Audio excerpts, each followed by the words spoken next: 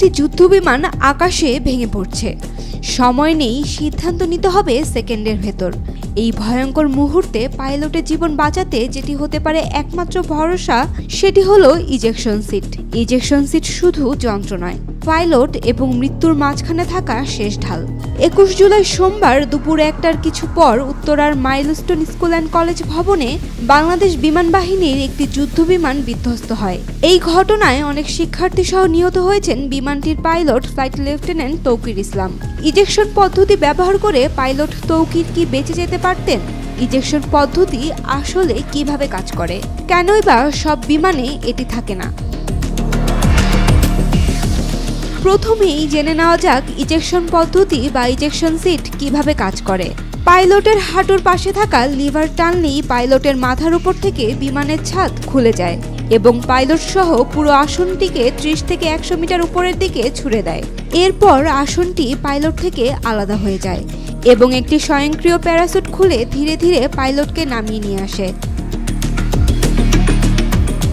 গতি ও উচ্চতার ভিন্নতায় ইজেকশন 3 ধরনের হয়ে থাকে: নিম্নগতি ও নিম্ন উচ্চতার, উচ্চগতি ও নিম্ন উচ্চতার এবং উচ্চগতি ও অতি উচ্চতার। 3 ধরনের ইজেকশনের ক্ষেত্রে সরঞ্জামাদির ভিন্নতা থাকে। ইজেকশন আসন কিভাবে কাজ করে তা বুঝতে হবে পদার্থবিজ্ঞানের চোখে। এই আসন 250 বা এর বেশি গতিতে 30 থেকে 100 মিটার দূরে সেকেন্ডেরও কম সময়ে পাইলটকে ছুড়ে দেয়। ইজেকশন সিটে একটি ড্রগ প্যারাসুট থাকে যা আসনকে তীব্র গতির মধ্যেও স্থিতিশীল রাখে। পাইলটকে নিরাপদে অবতরণ করার জন্য প্রধান প্যারাসুট এবং একটি বেঁচে থাকার কিট থাকে। এই কিটে খাবার পানি, হিট কিট, ছদ্মবেশ উপকরণ, লাইফ জ্যাকেট, ভেলা ইত্যাদি থাকে। সব যুদ্ধ বিমানে ইজেকশন সিট থাকলেও প্রশিক্ষণ বিমান বা ছোট বিমানগুলোর অনেকগুলোতেই এটি থাকে না বা সীমিত সংস্করণ থাকে, কারণ বিমানে এই প্রযুক্তি রাখা বেশ ব্যয়বহুল। একটি ইজেকশন সিটের খরচ $1,40,000 থেকে $4 লাখ পর্যন্ত হয়ে থাকে। তবে ইজেকশন সিটের প্রযুক্তি যতই উন্নত হোক না কেন, বাস্তবে সবসময় তা জীবন বাঁচাতে পারে না।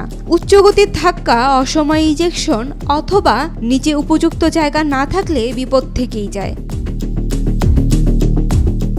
পাইলটের জন্য ইজেকশন সিট শুধু প্রযুক্তি নয়, এটি হলো আকাশে মৃত্যুর মুখ থেকে ফেরার শেষ সুযোগ। আর সেই সুযোগের পেছনে লুকিয়ে আছে শত বছরের গবেষণা, পদার্থবিজ্ঞান আর মানবিক বুদ্ধিমত্তার সম্মিলন। Sayem Akhtar, Daily Sun. For more updates, follow us on Facebook, subscribe our YouTube channel, get the latest update on www.daily-sun.com.